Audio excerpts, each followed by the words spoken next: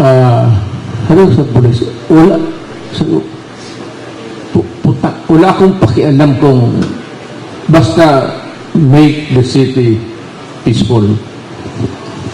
Yeah, along the way, yun yung sinasabi nila mga extrajudicial killing sa Davao. Nanguna yun eh. Davao Death Squad. Wala na akong pakialam. Ang akin ang resulta.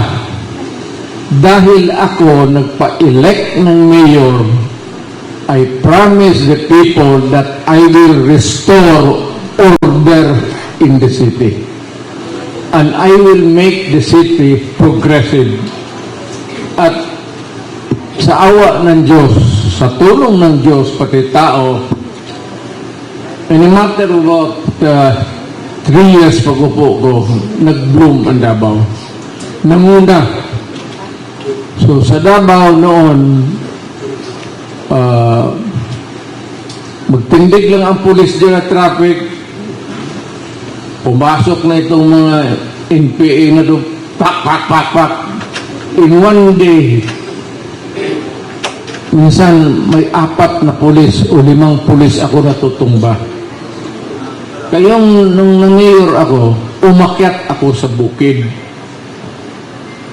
Kinausap ko itong New People's Front. Ang mali naman itong yung mga liderato nila nandito rin sa pamilya nila na sa baba sa syudad. Sila yung mga student leaders na naging radical, doon sa taas, naging commanders. Patay dito, patay doon. Sabi ko sa kanila, alam mo, hindi naman siguro ako bright. Pero alam ko kung saan yung pamilya ninyo. Hindi kayo huminto. Pag humirit kayo ng isa, hiniritan ko kayo ng inosente. Kayo, mga kriminal. Tayo, mga kriminal tayo, nagpapatayan tayo. Pero kung hindi ninyo hintuan niya sa syudad ko, sa Davao City, pag binila ninyo yung mga pulis ko, hindi niyo hintuan yan. Uubusin ko yung pamilya. Susunugin ko yung bahay ninyo, pati yung pamilya ninyo. Kaya, nagkaroon kami ng truce. Gumamili kayo. I mean, you cannot fuck the city for all time. You cannot have your cake and eat it too. Nandito ka sa syudad ko, ikaw na terrorize ka, nandiyan ka sa bukid, bababaan kayo, pinapatay ninyo yung mga barangay captain, pinapatay ninyo yung mga pulis. Nandito naman yung mga pamilya ninyo. Gagawin, pagka ganun, magkapatsi tayo. Magkapatsi, yan. Dito, patayin mo yun, patayin ko rin dito. So, mamili kayo. Kasi, hindi ako na ayaw kong mapahiya. Kasi ang campaign slogan ko, Davao City will be peaceful. At gagawin ko yan. Kaya nanguna kami. Naging aggressive seat kami. Gumanda ang Davao. Maraming nainggit. Kasi maganda ang Davao. Kasi na makalakad sila. Hanggang ngayon,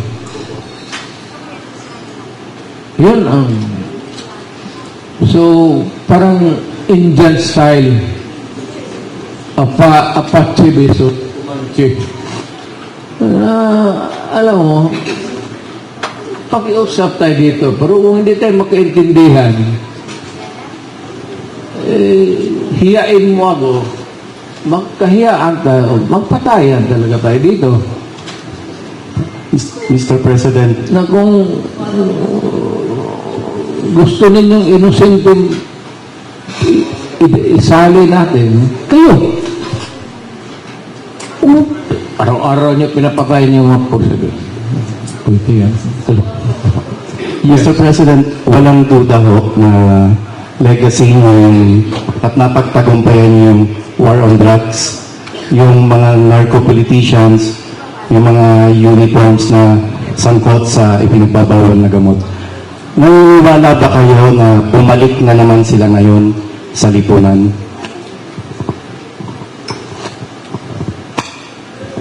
Alam ko, pero nagdidistansya ako. Kasi retired na ako eh. At kung magsalita man ako, wala na rin ako mag-contribute because the only way that you can deal with the problem is to have the government power. Hawak mo ang pulis at anong gusto mong mangyari dyan sa syudad mo, nasusunod. Kung hindi mo na kayang wala ka na niyan, tahimik ka na lang. Pero bumabalik sila. Pati sa syudad nyo. Ang sinabi ko lang naman sa kanila na, look, pagka nakaupo dyan sa City Hall, Duterte, either anak ko, o huwag din nyo kaming hiyain.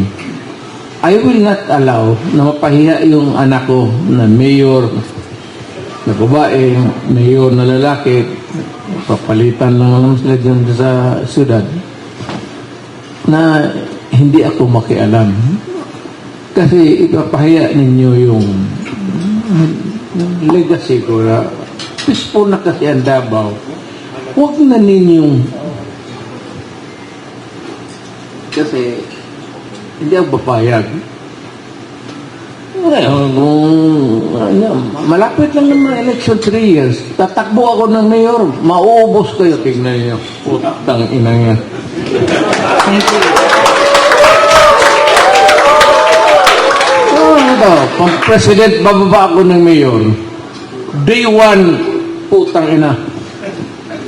Either you swim or you run. I do not give a shit. Get out of Davao or you die. Yan lang naman anong guwahe alam nila yun. Ayaw rin na sabihin dyan sa Congress kasi it would be maybe inappropriate. Pero para sa akin, pangkaparkahan tao, wala na tayong drama-drama dito. Kasi itong kriminal, hindi mo madala ng drama na the rule of law. Okay. Thank you, sir. Hindi nakakaintindi niya. Buti sana kung kinakausap mo yung rule of law, kung naiintindihan nila. Putang ina, alam yung rule of law. Rule of the money, yan sila. And the rule of violence. The only way to deal with them is kung ano yung ginagawa mo, Adre, gagawain ko sa iyo.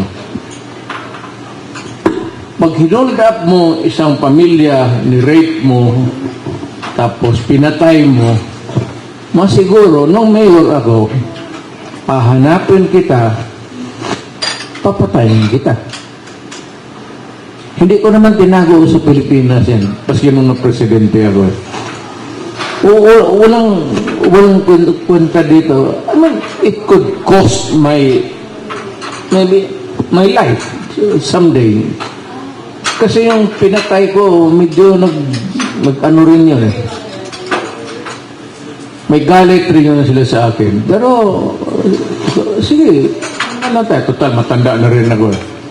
Basta, yung sinabi ko, nung tumakbo ako ng mayor at tumakbo ako ng presidente, stop the fucking drugs kasi talagang yayariin ko kayo.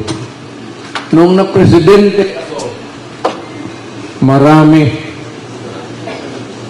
Kaya yung sinabi, hindi ako nagbiro no yung Manila Bay na puno talaga yan. Ay, kung hindi naniwala, sorry. Ngayon, kung hindi ko matiis ang bayan ko, nagkakaroon ng spasm, dahil sa violence caused by drugs and everything criminal. Pag magtakbo ako uli, pero alam hindi naman ako takbo. Kung maski magtakbo lang ako ng mayor, ubos kayo. Alam mo itong mga putang inan to. Alam mo kung bakit? Alam itong mga kriminal, ano ang nagbibigay ng lakas ng loob sa kanila? Alam mo ano? Baril. Alam mo malakas loob nila? Civilian, walang baril. Akitin nila ng bahay, walang mga baril. Hold upin nila, walang mga baril. Pero bigyan mo lahat ng baril. Di magkalma tayong lahat. Maniwala kayo. Ngayon,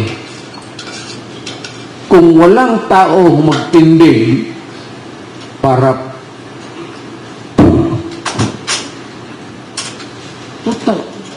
talaga kayo. Kasi ako naman, peace loving ako. I follow the Ten Commandments. I give importance to every command niyang utos ng Diyos. Pero lang yung thou shalt not commit. Mukhang hindi ko nasunod yan.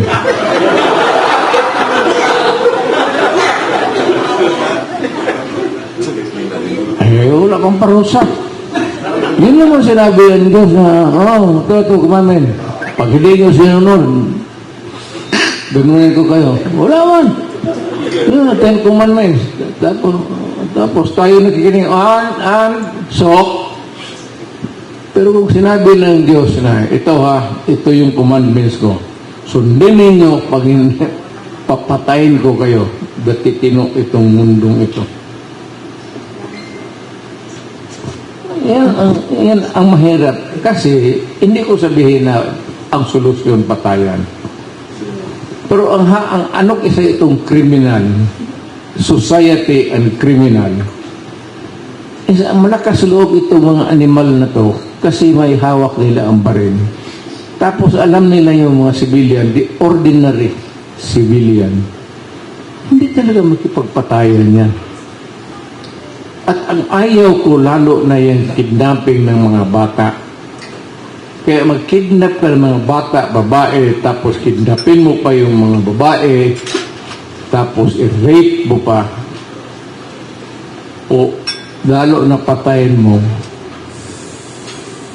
Nung mayor ako, presidente ako, hindi kita talaga bubuhayin. Tapos sabihin na rule of law, hanggang kailan? Putang ina, hanggang ngayon, nung fiscal pa ako, hanggang ngayon, 10 years from now, yung robbery na nakapending pa. Natapos na lang ako pagka-fiscal, naging mayor na lang ako, naging presidente na lang ako, putang ina yung mga kaso sa alam mo kasi pagka may delay the case until kingdom come, until you rot waiting for justice. Yan ang totoo dyan. Ayaw ko sa Amerika, I would not attempt to compare my country with. Wala akong pakialam sa kanila if they are successful in solving crimes in 24 hours. But dito sa Pilipinas, pag wala kang, lalo wala ka ng pera, at tapos wala kang follow-up. Yung mga mayaman na mga agrabyado, they can finance the police operation and they can get justice forthwith, maybe immediately. Pero yung ordinaryong taong hinold up mo, pinatay mo, wala na yun. Kaya, magprangkahan, sabihin, alam ko maraming pipiyak dito. Kung makinig ako sa inyong mga ulul kayo, walang mangyari sa bayan din. Kung nakinig ako dito sa rule of law, mga ganon, walang mangyari sa Davao. Hanggang ngayon, Davao will be crawling and maybe rotting. So, mamili kayo. Nung presidente ako, nabi ko, lalo ng mga foreigners, anak ka ng but what divine right na pupunta ka dito sa bayan ko, then you fuck with drugs and kill my people. Bakit kailan? Bigyan mo ako isang rason bakit kita bubuhayin. Leche ka. Tangin. Bigyan mo akong rason. Kriminal ka. Durugista ka. Ginawa mo yung gunggong yung mga bata. Bigyan mo ako ng rason bakit bubuhayin kita. Sabihin mo, yung due process hanggang kailan ako maghintay. Kung ako mismo ang prosecutor, ako ang mayor, mamatay na lang ako yung kaso.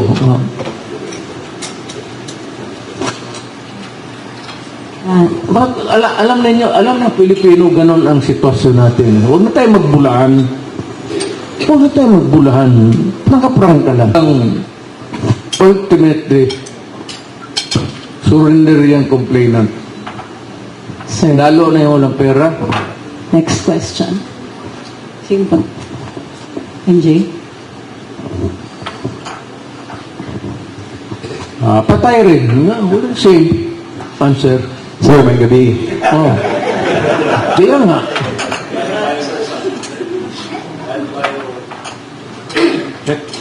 Sir, anong komento niyo doon sa binuking kanina ni Colonel Grijaldo na yung yung sabi niyo rin po kanina perjury, yung pagharap nila na may suggested na mga line of thought na sa SWAT investigation. I'm sorry, but hindi ko nakuha yun either. Wala pa ako. Yung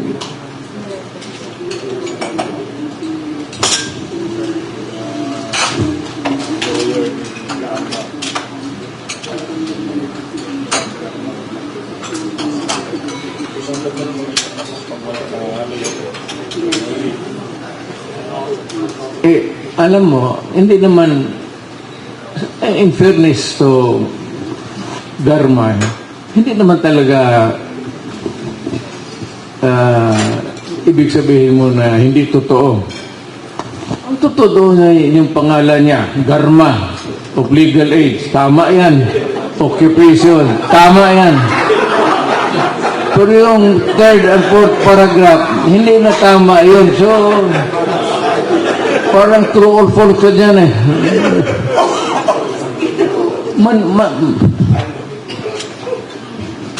Anak, kayo mismo, hindi na kailangan manggaling sa bunganga ko.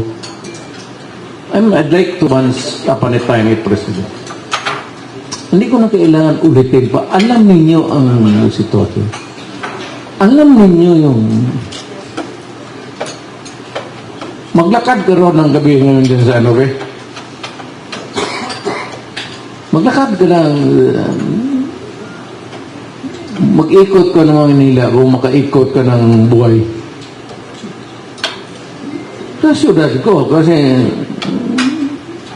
ako ang umiikot. At ako yung pumapatay. Hindi naman sila. You know, simple na lang tayo. Simple logic. Mathematics. Bakit tayo magpatalo sa mga bad boys? Bakit tayo magpatalo sa mga kriminal? Bakit tayo matakot dito sa mga sindikatong putang inang mga to? Bakit ako matakot sa mga drogista? Dahil takot ako mamatay? Ay putang ina. Siguraduhin mo lang, unahan mo ako at pag hindi, maabutan kita. Talagang, kayong mga, wala, lalo na sa syudad ko, yung mayor, anak ko, wag mong, hindi ako. Yung syudad ko, malinis yan. Huwag kang pumunta doon at magdumi ka. Find another toilet. Marami dito sa Pilipinas o dito. Better still go out of the country and go somewhere else.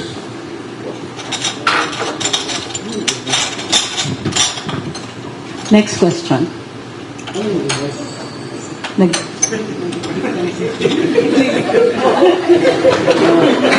Sorry. No, it's okay. It's okay, I'm sorry, sir. Nagtatanong lang rin ako. Pero pati ako dito, maingay rin eh. Tablang. Mabuti, paminsan-minsan na lang kasi ako na pupunta dito, hindi naman tayo. Ayaw, hindi ako nagbibiro.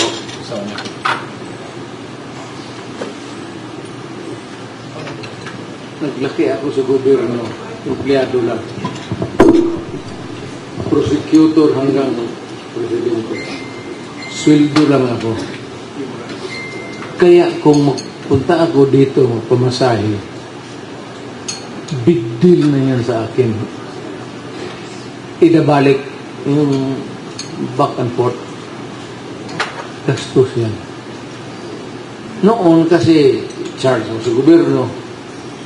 Ngayon ko sa ako i-charge. Sa asawa ko, mumurahin pa ako niyan. Wala ka nang iniintrigo buwan-buwan tapos ngayon dito ka pa maghi sa akin. Kaya hindi ako nagpapatawa.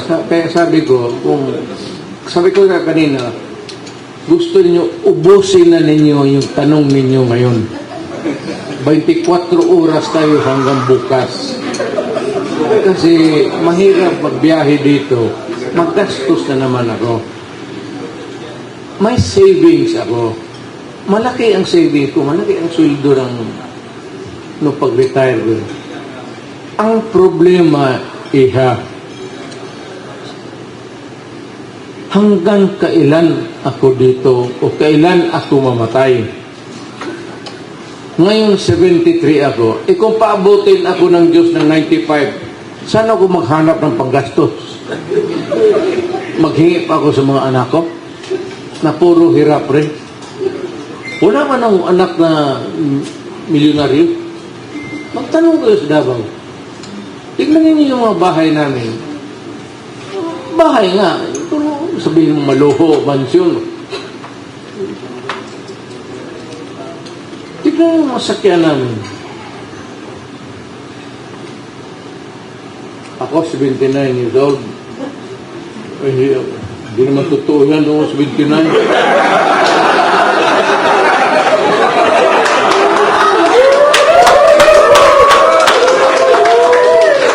Hawak pa kaya ako ng 79 years old? Makakita dito ng 79 years old. Sabi, utang inyo, papatayin ko kayo.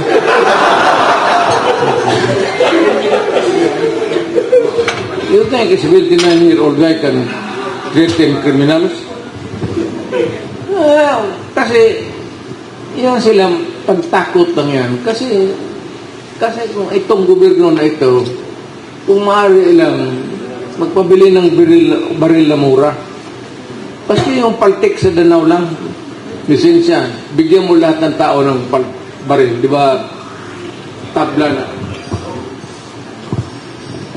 Yung mga kriminal, gano'n yung magkagong yan.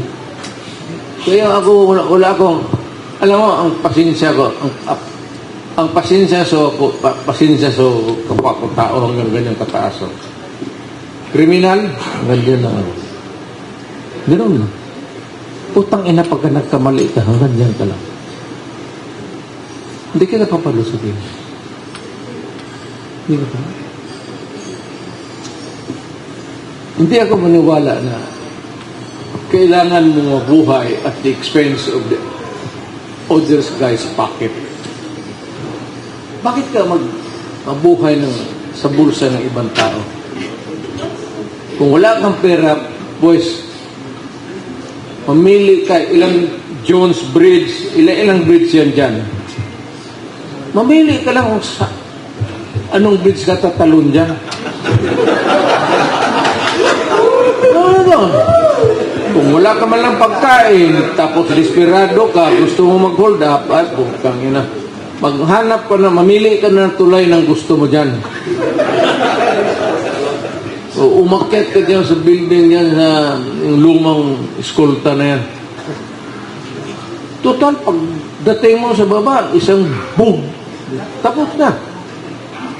Wala nang problema mo. Tangina yan, bakit mo damayin yung ibang tao na hirap na nga sa buhay, hold upin pa ninyo, takutin pa ninyo, may kotse nga, hindi naman sa kanya, sa kumpanya, nakakotse lang, tapos ang ayaw ko, alam ko kayo mga kidnapper, pag kinidnap ninyo isang tao at pinatay ninyo, hindi ko kayo bubuhayin. At kung malaman ko kung nasaan ka, itapon ko dyan sa dyan sa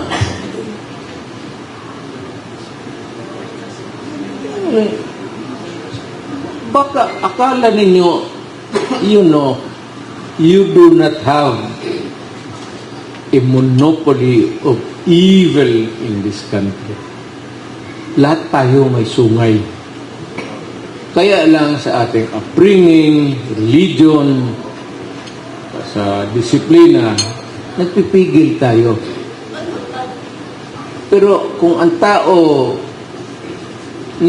you rob him of his hope and, anak, ganun. Ang advice ko, patayin mo. Back up kita. Kidnapin mo yung bata. Tapos, itatapon mo na, hindi mo na isasauli. Tapos, tatanggipin mo yung ransom na ibabayad sa inyo.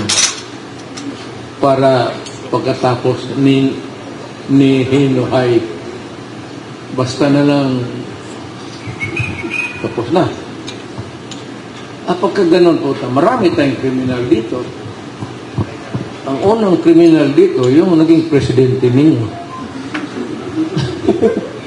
Kasi kung hindi ako naging presidente, putang ina mo, kasama tayo dito sa sindikato natin.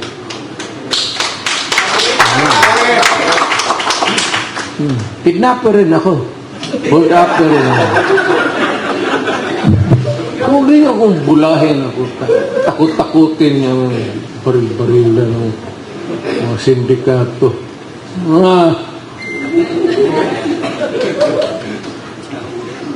Sabay sa impyerno, gusto mo. Maghanap ko ng handcuff. Sino yung kriminal na kursunadang mag-handcuff kita. Sabay tayo magtalon dyan sa... Gusto ko nang mamatay. Alam mo, huwag mo ninyo, do not fuck with me. Kasi ako gusto ko na rin mamatay.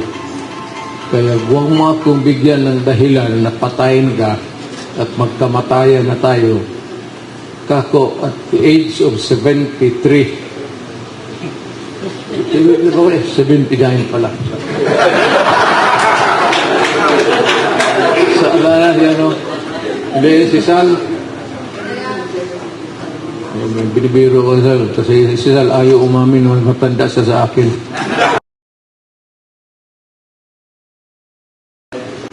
Siguro si Panelo basta matanda yan siya sa akin. Bata-bata lang. May katanungan pa? Yes, Ms. Pa. Mr. President, naniniwala ho kami at naniniwala ho ang Dapawelyo na maganda ang ginawa ninyo sa Davao. naniniwala maganda ang ginawa ninyo sa bansa. Bakit tila baga ang administrasyon ngayon ay buhos or all hands on deck ika nga sa pagsira sa pangalan ng Duterte? Bukod ay pagkus na maganda naman ang inyong ginawa. Kaya sinabi ko, I don't give a shit. Kung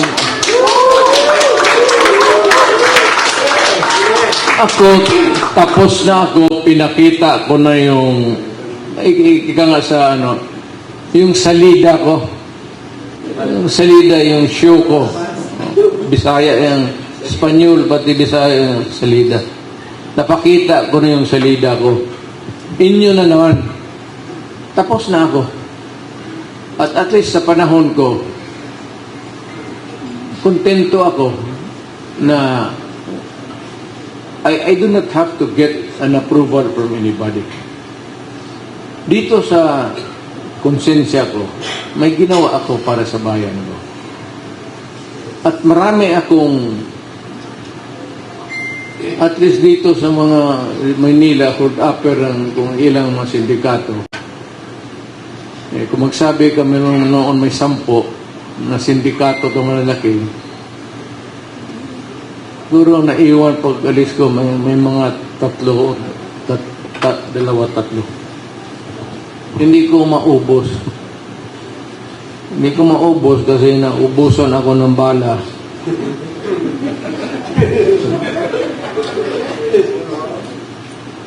Hindi kasi magprangkahan tayo. Sabi ko magprangkahan na lang tayo. Huwag lang tayo maglaro-laro dito.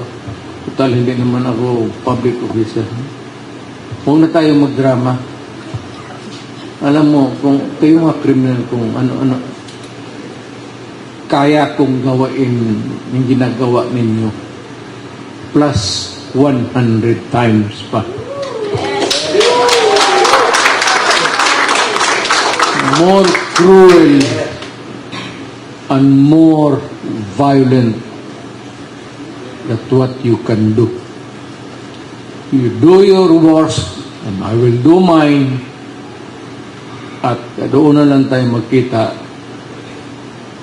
kasi pagdating ninyo may surprise kayo. Kasi dapat mauna ano.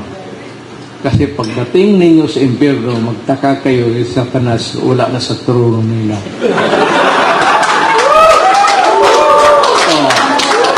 I'll give you a riddle. Sinong nakaupo pagdating ninyo sa doon sa impyerno? Sino nakaupo sa trono ni Satanas? You guess. 2 each. Si Satanas nagamanicure lang yan sa paa ko.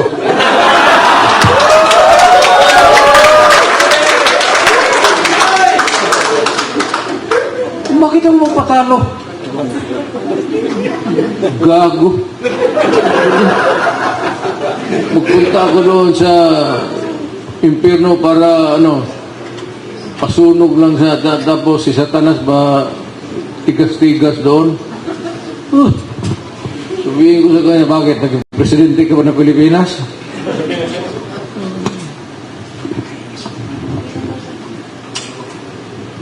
Hindi, ako, sarcasm plus malicious, na ako. Pero napipilitan ako kasi yan ang kailangan ng mga kriminal. Hindi mo madalas pakiusap yung mga putang ina yan. Walang mangyari yan. Kayo, alamin niya. Madala mo itong mga pagka nakahawak ng baril yan, sabi ko sa pulis. Kaya sabi ko sa pulis, patayin mo.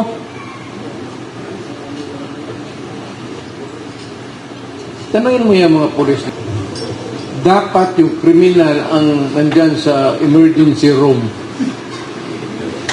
Kayo yung pakapi-kapi pagkatapos ng trabaho.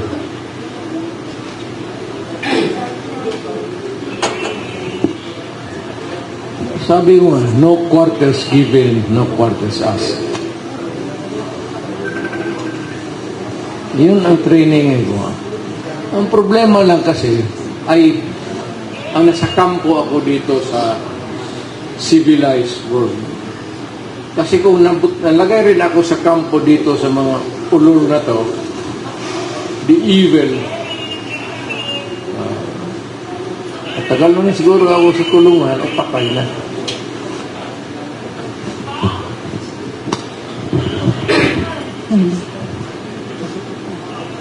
Ikaw, Lorraine. Mr. President, Sir,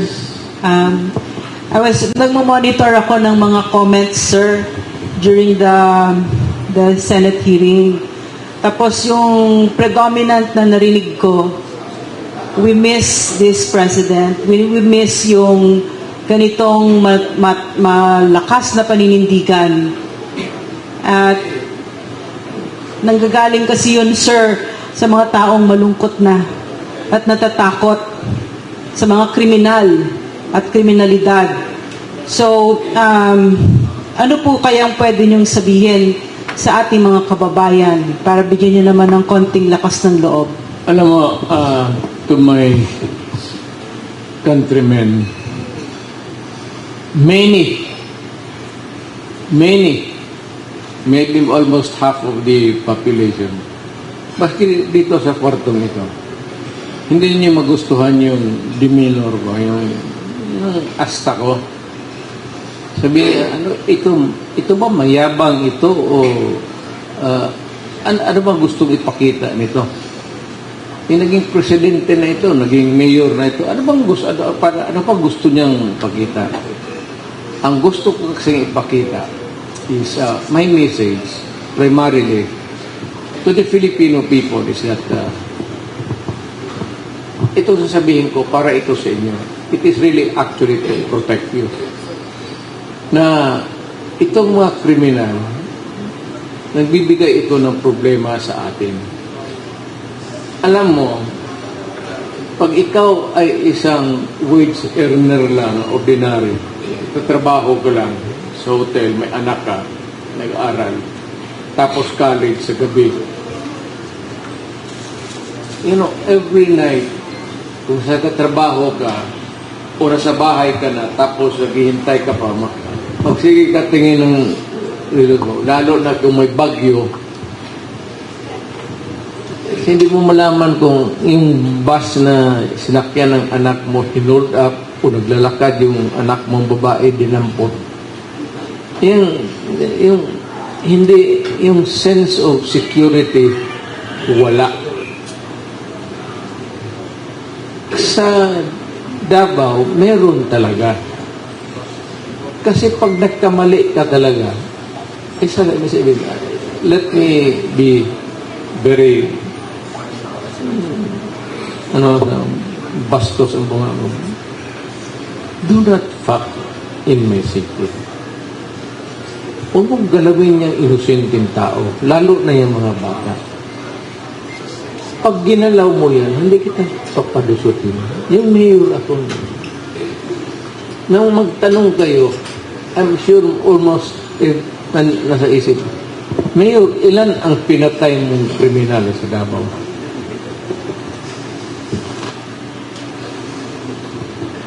Hindi ko naman masabi not quantified.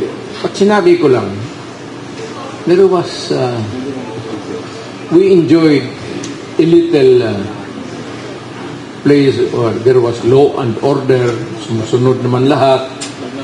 Malinis ang Davao, sumusunod naman sinabi ko na huwag natin hiyain ang, maraming bisita dito, pagandahin natin ang Davao.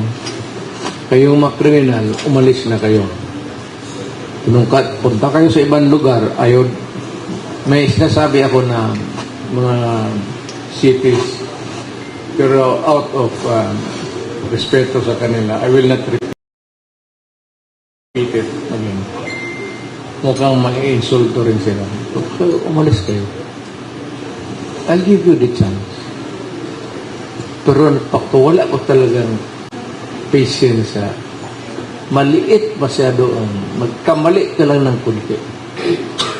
Pagka-criminal ka, may record ka, galing ka sa munti o nakulong ka na, at may record ka sa database sa nasyonal, mag-ingat ka talaga kasi kunting kamalian, tatapusin kita. Para ano? Para sa bayan. Maniwala ka o hindi, strange as it may seem to you to hear it, maybe, para sa bayan. Para sa mga pinsan ko na walang pera, walang kotse, naglalakad. Para sa mga kapatid kong Pilipino dito na mag-uwi, tapos magsakay ng bus, tapos hold upin pa yung bus, kukurin pa yung pera, at minsan may binabaris na may sinasaksak. Alam mo, we pray to God for justice. Diyos ko po, bigyan mo kami ng hustisya. Ngayon, tanungin ko si Diyos, Diyos, kailan kami maghintay? At least, bigyan mo kami ng time limit.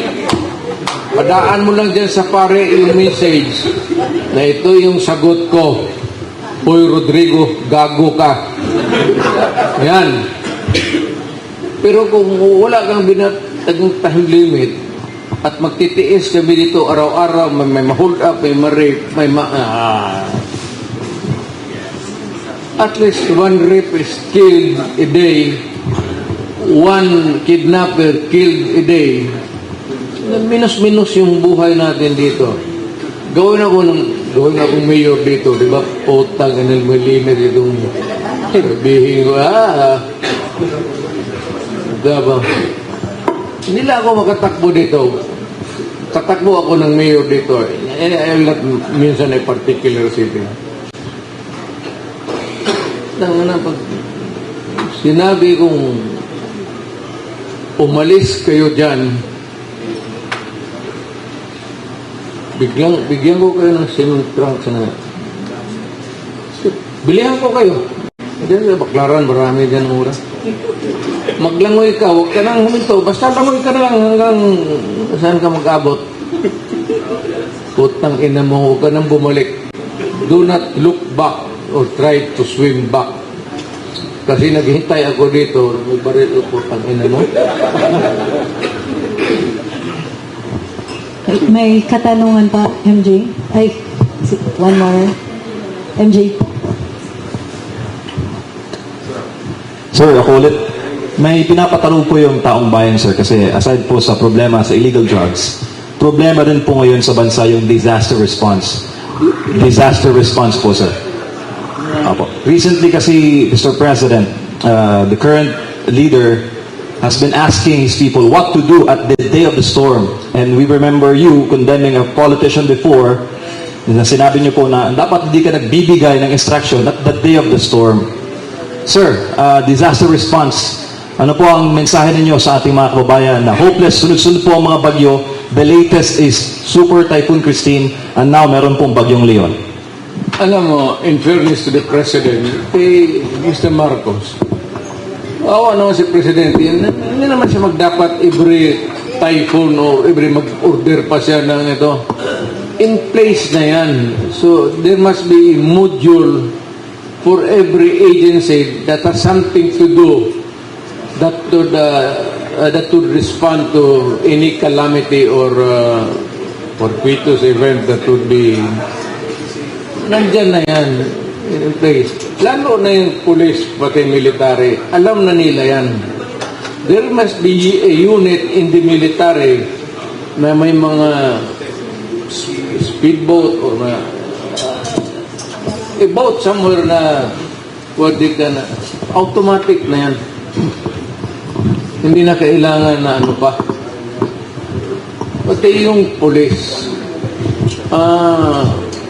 dapat ganun at hindi na kailangan ang presidente pa yan. Sila na mismo because in every crisis kaawa naman itong mga police pati military, sila yung nagiging punching bag. Ba't sino naman ang tawagan natin who can better respond to a crisis as quickly as the police and the military? Sila yan eh. Na ngayon, kayong mga military and police, I know that you are overworked, overtasked. Galing ako sa Malacanang. Pagpasinsahan natin yan, kasi ganyan ang sitwasyon natin. Maybe at some other time in the future, we can improve on our organizations sa gobyerno. Pero sa ngayon, nakasanayan tayo na ganito, at the fastest way really for a reactive move, police pa. Alam ko nakakaawa pati police, especially if they are put to task for being flagged na ito pagkukulang. Hindi madali yung trabaho nila. Hindi madali ang trabaho. Walang tulog, walang duty ng 24 hours. Alam ko hirap sila. At alam ko na how they suffer. They're not only enduring it, they're suffering. Ganito ang sitwasyon ng ating bayan. Maybe in the fullness of God's time, pagka nagkaroon tayo ng kunting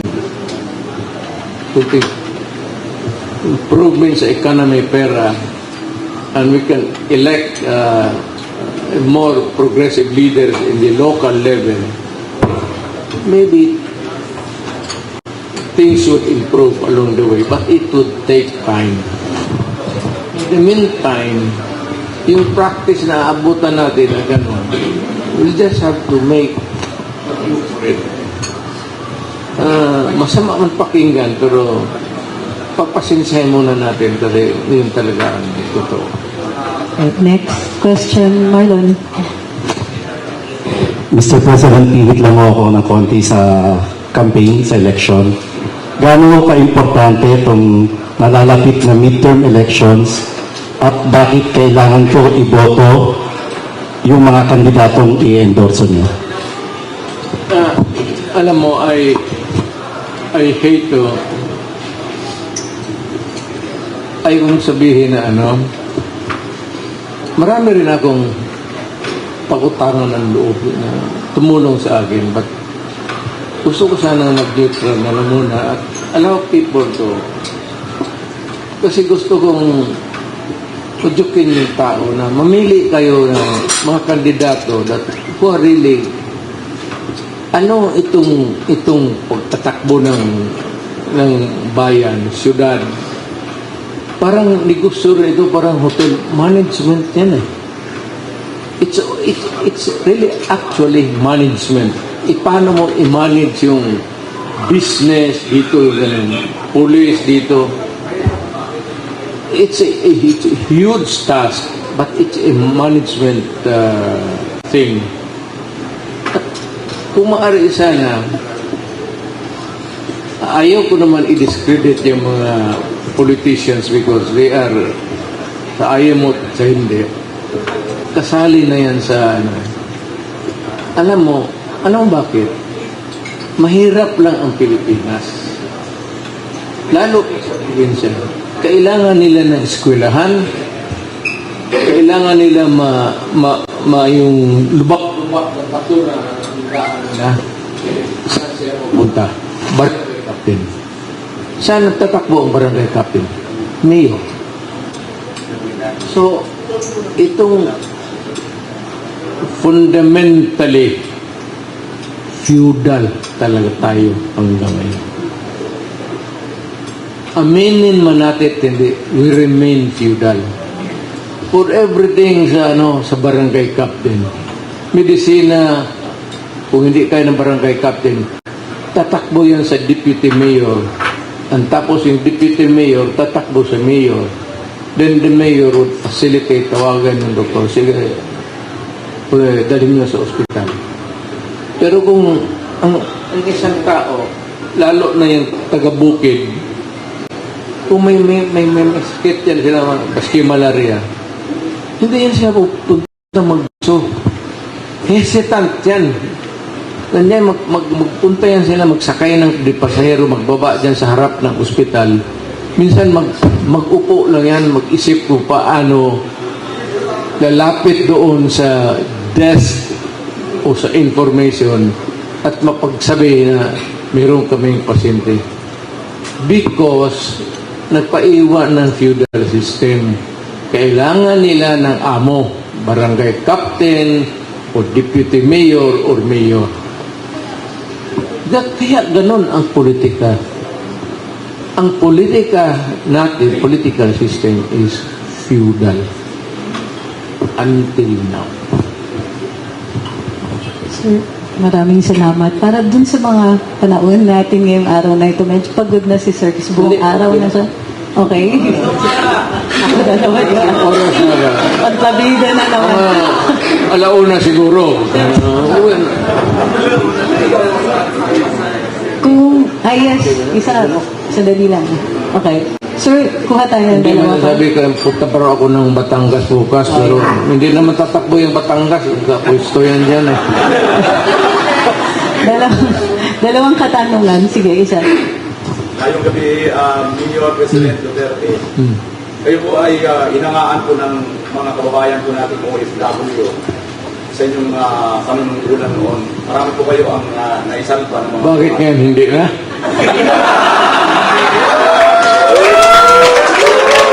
Bakit noon? Bakit ngayon pala? Meron po kasi kung lumabas na balita ng nakaraan na mayroon pong hinatulang mabitay po doon sa ibang bansa.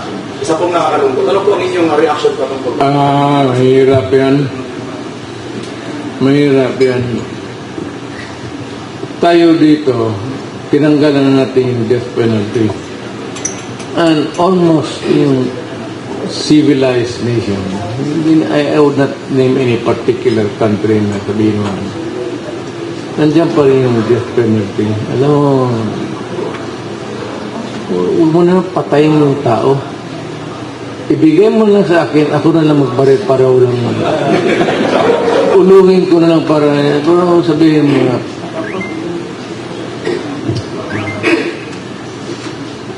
ulungin na lang natin. Pero sa dito sa mga gaya ng mga leader, depende sa init ng ulo. At depende kung anong ginawa mo. Akala ko mo, papasukin niyo yung bahay. You ransack the house. You rape the wife.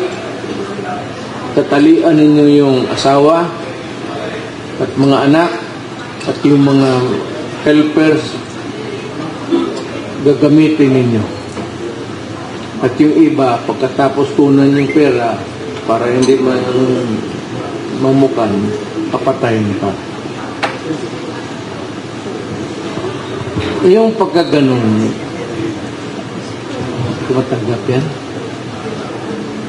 Kaya mas mabuti mag-retire na lang talaga ako. Hindi ko matanggap yan. Kung ako ang mayor, o skinny akong mayor, kung sa Davao yan, dudukutin kita. Ano ba namang kabalastugan? Bakit ko gawin ang kapwa mo tao na? Kung nakawan mo, huwag mo nang, ba't mo kagalawin pa yung babae? Nanakaw ka naman na pera, yung pera dalhin mo doon sa hanap ka na babae, bayaran mo. Bakit ripin mo pa yung mga... It does not make any sense at all to me. Criminal man ako, pero gamitin ko yung utak ko. Yung gano'n na mag-rape ka, kung noon mo na ng pera, kinuha mo na yung pera, hindi maghanap ka na ng babae, bayaran mo. Bakit mag-rape ka pa dito? It does not make any sense at all. Kaya, namamatay kayo. Kaya, iwasan natin. Huwag kayong pumasok sa Davao. Lalo na kung ang mayor, mga anak ko pa, poprotektahan ko talaga yung administration nila because it will also reflect on me. Matagal akong mayor eh. So yung mga bata na yan, naging mayor yan dahil sa pangalan ko. Ako naman naging mayor dahil sa tatay ko. Ayun, tatay ko talaga mabait. Hindi makapatay ng cockroach yun. Pero nung panahon na yun, ang Davao, hindi, peaceful pa, hindi masyado. When he was governor, 3 terms, hindi pa kasi wala pa yung hold up, wala pa yung droga. Yung tatay ko was appropriate sa panahon niya. Ngayon, itong Pilipinas, suffered itong droga, itong mga hold up, ako ang nilagay ng Diyos kasi ako ang appropriate niyan. Kasi yung tatay ko hindi talaga papatayon kailanman. Ako dito, 1001, 1002, 1003. Hindi ko na mabilang. Gusto ninyong magdagdag, tayo. Kung gusto ninyo, barilin niyo ako sa likod. Dali naman. Preparado na ako dyan. Tsaka matanda na ako. Okay, isa pa, Miss Pam? Tsaka kakanti yung, alam mo, marami akong mga relatives na muro, ha. Lula ko, muro. Hantingin ko yun yan. Miss Pam, next question. Sir, asking for a friend. Hindi lang po ni Senator Coco Pimentel kanina na ang hearing ng naganap sa Senado ngayon ay hindi lamang po limitado sa EJK, kundi sa Philippine Drug War under your administration. Sir, once and for all, can we hear it from you? Nasa narco-list po ba ang pangalan ng Marcos Jr. noong panahon na ito ay lumarbig sa inyong Una. Wala. Ito prangka-prangkan. Hindi naman nawala na ako. Hindi man masyado kami kilala niya. Kaya kung nandiyan yung pangalan niya, I would have forced a lie in public. At saka kung nandoon yung pangalan niya, isasabi ko talaga, yung pangalan mo nandyan. If I name one, I name all. Binasa ko eh. So wala naka-eskapo doon. Bakit ako wala. In fairness to the President. Pag last question, Iba yung madami yung tanong. droga niya para sa babae siguro, hindi yung para Next question. Iunin mo siya, Viagra, o marami na klase ngayon. President Mayor Rudy Duterte. Dalawang question lang po. Tingnan ko lang po. Isa-isa muna. Una pong tanong, President Duterte. Nung nakaraang press conference ni Vice President Sara Duterte, tinawag niyang hindi presidente o facto ngayon ang current president. Kung kayo po ang tatanungin, ano po ang reaction niyo sa pareho po ng anak niyo? Well,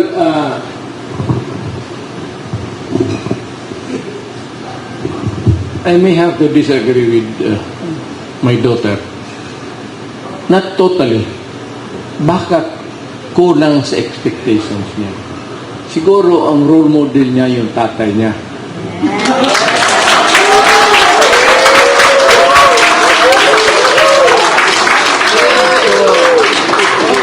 Ito naman, hindi naman lahat ng presidente kaagad. But itong sitting president ngayon, I know in my heart, not because hindi ko magkaibigan. I know that by the way, what is he supposed to do? Nakaupo dyan siya sa manok na yan, bayad dyan. Anong gawin niya? Init siya ng utot niya dyan sa... Siyempre katabaho yung tao. Kaya lang siguro, hindi, yung estimation sa ibang photo, medyo kulang. Kasi, ito naman, hindi na pang, ito sa smoking. Guys, akin na, pot, tayong ginagawa ng leche, kayawa, hambog, story. Yun. Pero pareho na lang kami. Last question po. Ano po ang reaction ninyo sa ginagawa po ngayon ng Kamara laban sa pamilya ninyo? Ang ginawa nilang Quad Committee at ang patuloy pong pangingipin po sa budget po ng Office of the Vice President. I really do not know. I have to talk to my daughter. Who are these people that's after her skin? Palagay ko naman, hindi sa politika, kasi wala namang ambisyon yung anak ko magiging presidente. There was never, nandiyan man ang Diyos, there was never a time that we talk about the presidency. Sabi ko nga sa kanya noon, magpasalamat ka na sa Diyos na inabot mo yan. O para sa akin, babae ka, okay na yan ka. Sir, last po. May tanong last ulit. Ma'am, May Mr. buntot President, yung last mo. Gano'ng kahaba yan? Ang nakaraan po kasi sinabi rin po ni Vice President Inday Sara doon sa kanyang press conference sa OVP, at tanongin daw po kayo kung totoo nga daw po na hindi niyo po daw siya totoong gusto patakbo yung presidente. O baka reverse psychology na lang daw po siya para mabilis siya. Ayaw ko talaga. Ayaw ko talaga. Una-una, naaawa ako. Sabi ko dahil dumaan ako. At huwag sana mainsulto ang Pilipino. Putang ina. Wala kang makuha. Magtrabaho ka, magising ka ng alas 6, maligo ka, kain, punta ka ng mga 8:30 to 9 sa tapos trabaho na. Doon ka kain, tapos to start 1. Palit-palit yung maraming kwarto yan eh. Maraming kwarto yan magkaharap. Pagkatapos niya mga nan, paalisin na yan sila, iba na naman ipaupo doon. Iikot ka, ibang hanggang gabi yan. Ang sweldo mo, wala. Sa totoo lang, pero sa pagod mo na yan, 300 plus thousand. Yan lang ano ganun. Tapos, yung pag-uwi mo, hindi, mahal ng gobyerno, kunin pa sa sweldo mo, putang ina yan. Bakit ka magtiis na trabaho ng gano'n? Ako, dumaan ako dyan, sabi ko, ano makuha mo dyan? Hindi ka na mapapanalunin ng sipsake.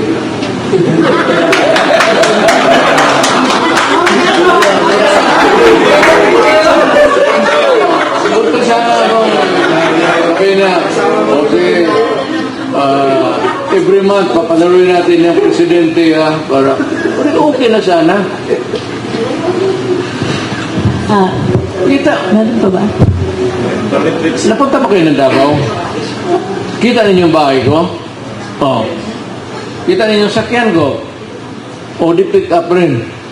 O dito, pick up rin? Ano ang nagbago sa buhay ko?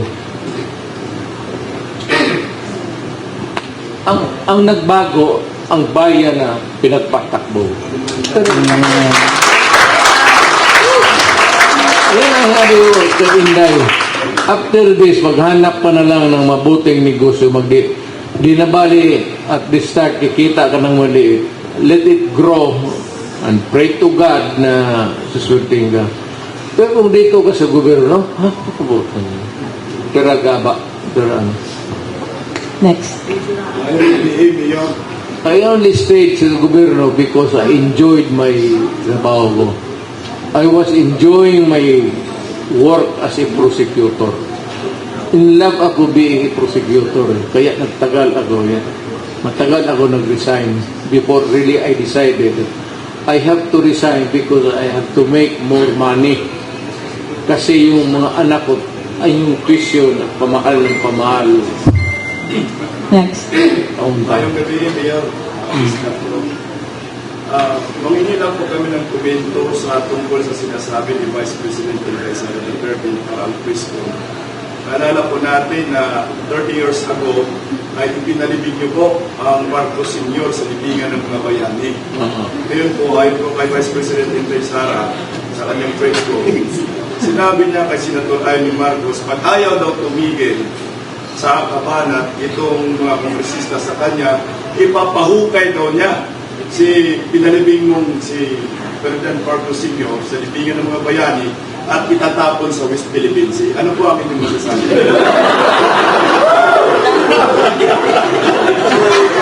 Alam mo, tatlo yung anak ko. Isang babae, dalawang lalaki. Ang nakakuha sa ugali ko, sa bungaan, bastos, sinay. Yung kanyang ginawa, extended hyperbole lang yun. Wala naman, bakit mo naman gawin ng... Pag ano lang yun, yung talaga, siguro, nagalit siguro siya na... Ako gano'n ang salita, no? Yung presidente ko. Gano'n, putang ina kayo. Pero hanggang dyan, istorya lang yun, pare. Wala man totoo dyan. Pero ano lang ganyan sa mga criminal pag na-warning ako. Kasi, alam mo, pag sinabi ko nung mayor ako, pati presidente ko, stop. Yung hindi naghinto, na-disgrasya talaga. So, I'm sorry. I am sorry. Ginusto ninyo eh. No, I said, you make your own history in this world. Ikaw yung humahawak ng buhay mo. Kung anong mangyari sa buhay mo. Pag yan ang pinili mo, tapos nagtalitse-litse, face the consequences.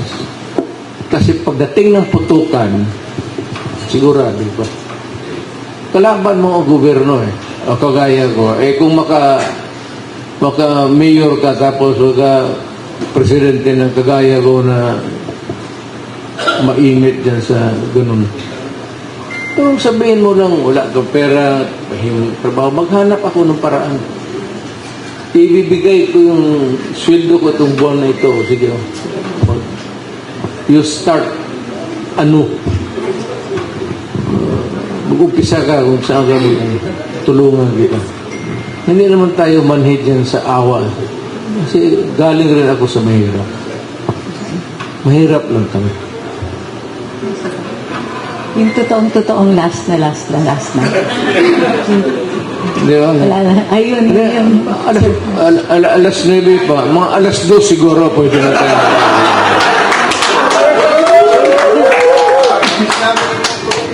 Mayor, Yes, sir. kanina umaga, nag-umpisa po yung mayor. Ano ganyan natapos? Huwag pa mahuman? Wala po, Mayor. Ang ipangita, hinahanap ng mga tao po, ang inyong leadership. Kung sila lang daw po ang masusunod, gusto po nila maging president kayo. Ano po ang sagot mo sa kanila? Alam mo, sa totoo lang, na-in love lang yung mga tao sa mura ko.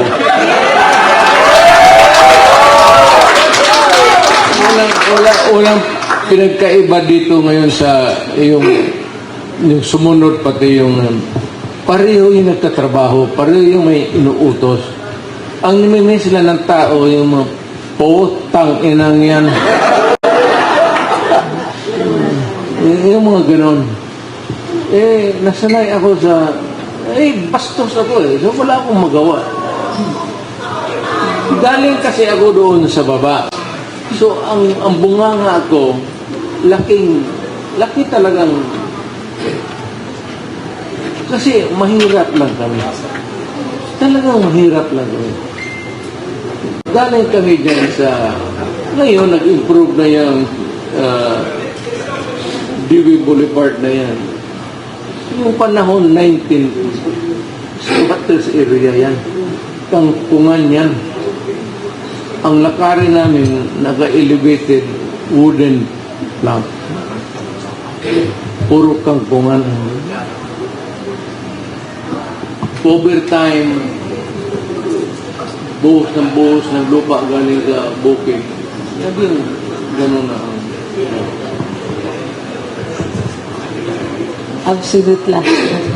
Totoo. Pagkatapos ng huling katanungan, Marami mang last. marami tayong last. Pagkatapos ng huling katanungan at sagot, yung mga may nais mag-group picture, Group picture lang kasi kaya ng oras natin. So, maayos lang po. They will be around the table. Yan, nakaupo si sir. May mga nakatayo dito and the others can, in front. Okay? Gusto niyo umikot pa si sir? Okay. Okay. Okay, by table. Stay where you are. Unang mag-ikot. Okay. So, Hindi, sir, kayo lang dito. Sila yung Last pupunta. question. Last Ika- question. Last, madam. Yes, ma'am. Anong masasabi mo regarding tungkol sa pangalan ni Mayor? Anong sinabi ni Mayor? Na pinapalabas po ni Mayor that time na idinimini daw po siya doon sa work of drugs po niya. Mayor po Pino. Mayor Magdaleno kasi kayo po yung Ma'am, pagdating ko sa opisina, nandiyan na yung listahan. Hindi ko listahan, hindi ko alam kung sino yung mga gago na sa druga.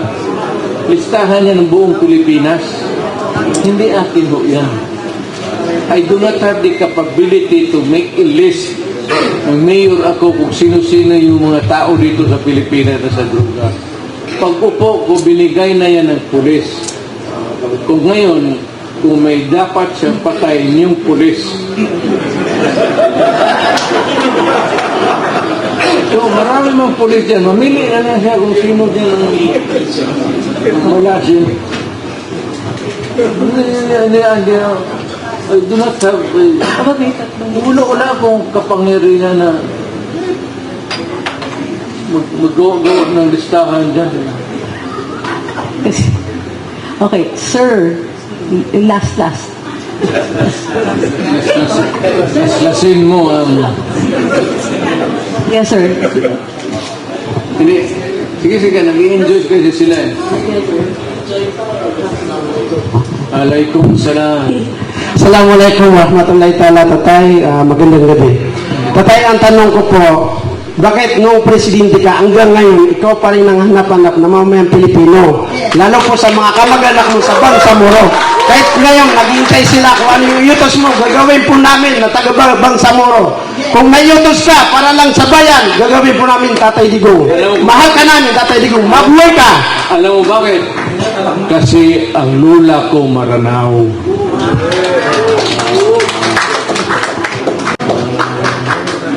Sige, ma'am, Inlet. Tapos si madam, sige. Inlet.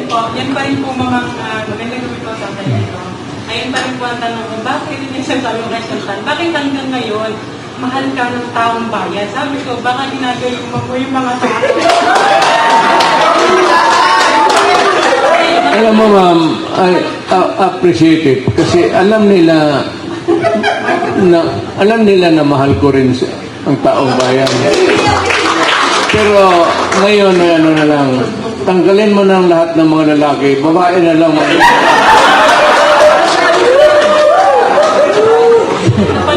Napanood lang po namin kayo kanina na Senate hearing sa TV. Natulog po ako. Tumabog po ako. Kita niyo naman nakatsinelas lang ako.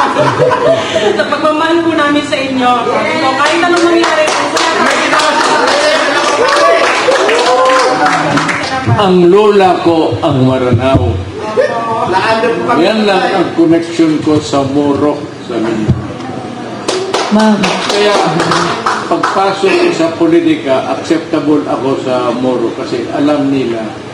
Yes po. Kaya po tayo bigyan na Bangsamoro. Dahil po sa inyo, download po namin sa inyo, Tatay.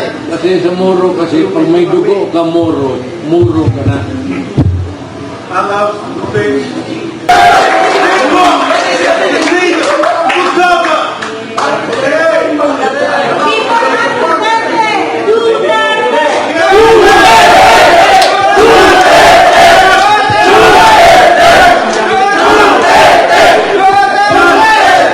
Gusto ko siya tigukin. Okay. So, okay. Okay. I'm sorry. Oh, Nice. Very, very not okay, that's good. I'm Welcome very, to very the not Philippines. to talk. I appreciate it. Hey, I appreciate that you love the Philippines. It's China. It's very, very many business people. It's not good. You are from what country? I'm Chinese. Gansu. My grandfather Lam. I'm Chinese. I'm Chinese. I'm very, very lucky to them. I'm lucky. Thank you, sir. So, para sa first group picture. Yes, sir. Thank you. My friend Bob Pechi.